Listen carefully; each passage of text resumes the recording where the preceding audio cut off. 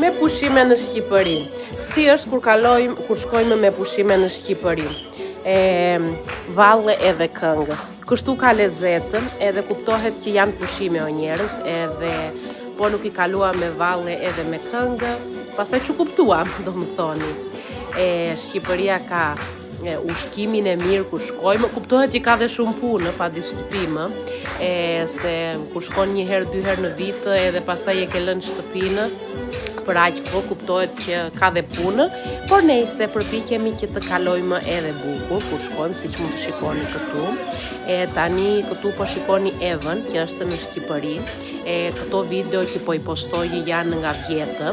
Si vjet Eva është në Florina këto momente. Se më priste mua që të vija nga Anglia o njerëz, edhe nuk mund t'ikte në Shqipëri. Po tani unë i postoj të gjitha videot nga vjetë, se unë vjetë nuk e kisha këtë faqen këtu në YouTube, edhe të gjithë subscribers që kam, jam të ri këtu, edhe të faleminderit shumë që për kaq pak kohë, jemi bërë një grup kaq i madh dhe vazhdojmë edhe shtohemi çdo ditë, ndaja edhe që të njihemi pak më mirë.